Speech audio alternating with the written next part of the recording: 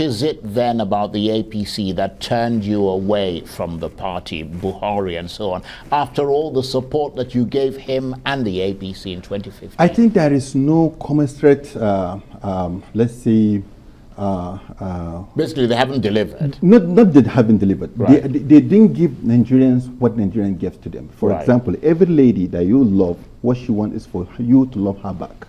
So we so much love ABC. We so much give everybody do everything he can to make sure that. But there is no that reciprocation. There is no that looking at with that empathy to look at us that we are together in this. We are going to solve it. So they now move themselves and they feel that they are there and we are here. Right. So the collective system that we wanted to push together is now going only to them. And also the core people that work tirelessly for Buhari to become president, the problem happened is that they were being sidelined out of the system. And nobody even listened to them. Some of them, they don't even need a job. They don't even need a contract. They don't need, what they just needed is for the government to listen to them and tell them, this is how we feel it. And this is how we feel you are treating us. Please treat us well so that at least we can take Nigeria from where it was to where we want to be. But a lot of shelving, a lot of pushing, a lot of trying to just talk to themselves, only them, and also they don't know the know-how for them to do it. And they are not asking other people to help them. I think that's what creates. So you felt sidelined, basically. Not only sidelined, we felt that we have brought in a lot of goodwill from people, and those people are looking up to us, and then we have nothing to tell them. And those people were disappointed, basically. Everybody was disappointed. So looking at Mr. B's campaign and at his movement, what message does he convey to supporters like yourself that has brought you now to become an obedient? Yeah, actually, you know, if you tested protest campaign, if you're part of a system where you have the joy to remove an incumbent president because he's not doing the right thing, you understand? You still have that, they say the activist is always an activist, you understand? So you always feel it within yourself, there's something that you can do better. So in trying to do that, I think the movement it's not only for us. What we see is that everybody that can feel the impulse in the country, right from the answers and other things that are happening, he knows that young Nigerians are going to rally behind something. This one is clear. By 2019, by 2020, after the COVID-19 and the holding of the COVID-19 palliatives, everybody knows that these young Nigerians are not comfortable with the existing structure and the status quo.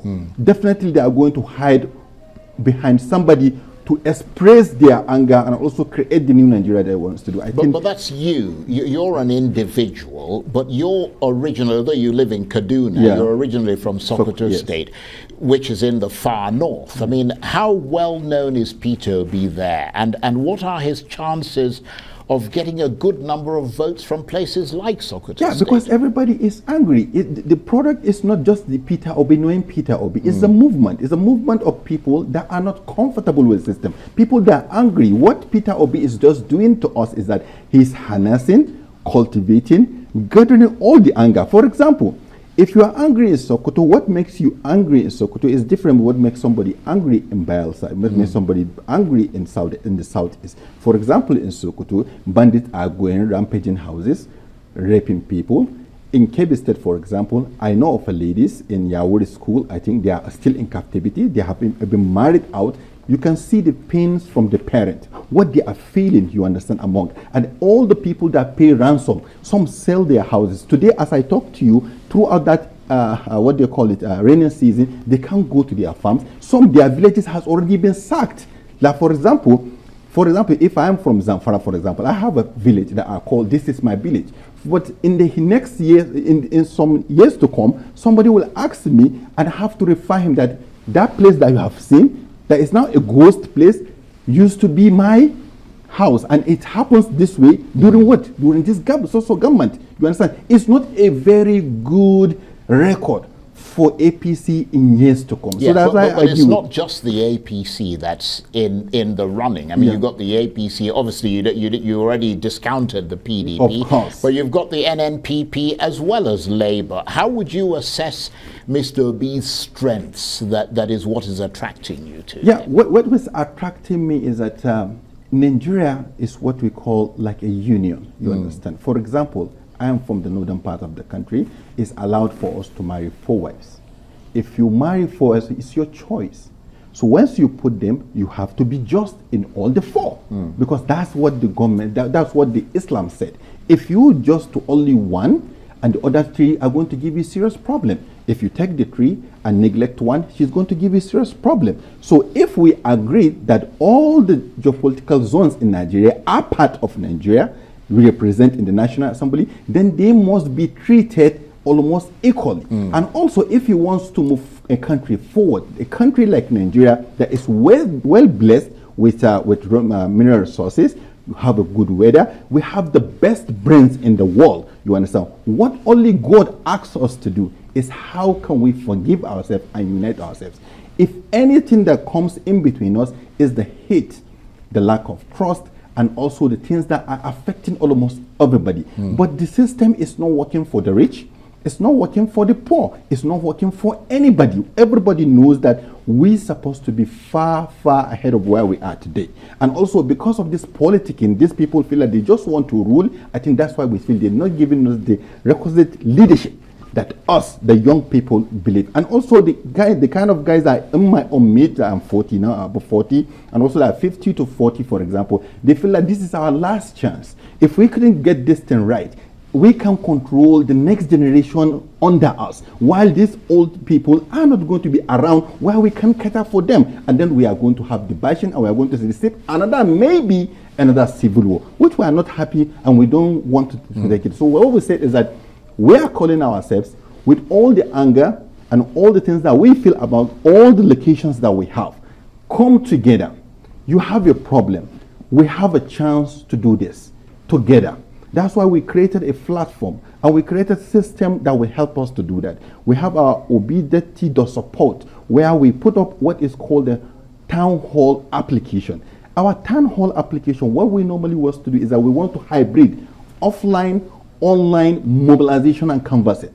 What we need to do at that particular is that we create 176 polling units. Now we just entered the 220 that already existed by the INEC. We are waiting for them to give them the remaining 50 something so that we can add on to it. So you can go and register yourself. Immediately you register, you sign up. You see yourself live in your polling unit. If there is another person that signed, you see yourself 2 of you. It's your town hall. You discuss about that issue. You discuss about your list. You go around to talk to other people that are around you to see if you can bring them on board for them to stay. And also to talk around the system and how you want to do it. You can come out from that ward level or polling unit and go back to your ward level. And you see yourself around your ward level. You can go to your local government and you see yourself around and you see the leadership. And up to the national level where you see the DG, you see all the campaign, everything you want to do. Actually, we're just hybriding offline, online canvassing system. So from the town hall, what we intend to do is that we even do simulation of election. We do transfer of result on our own to test what the INEC is even testing. Because this is the generation that we are. We are tech people, you understand? And we have to use the tech to see how we are going to make sure that at least we win. So we know where we are having deficit. We know where we need more people. We know where we need more canvassing. Right. And also we keep talking. The idea is that we are not going to waste our time the way they want us to waste our time to be talking about abusing each other and things like that. So our comment is that to make sure that at least as we said we are obedient, let us also be obedient. Okay. And also to make use of the way we wanted to make use of the other platform we designed in 2015. We want it to be immediately after the election. If we win, before we even win, we start sending documents. Even for now, people are already creating documents that will assist the government in trying to create the new Nigeria that we want to see. But after the election, we will even help Mr. Peter Obi to select good Nigerians all over the country and people that help us when we are doing our cause, because I believe this is the cause for the young Nigerians. So we're going to look at all those people that help us. Knowingly, we are seeing them or we are not seeing them, or from the back end, right. They assisted us. So that we said, okay, these are the people you need to help you to move the nation forward. Right. Okay. These are good people, and we know them. There is no any place. In primary school, you know the good people in your class. Right. In secondary school, you know them.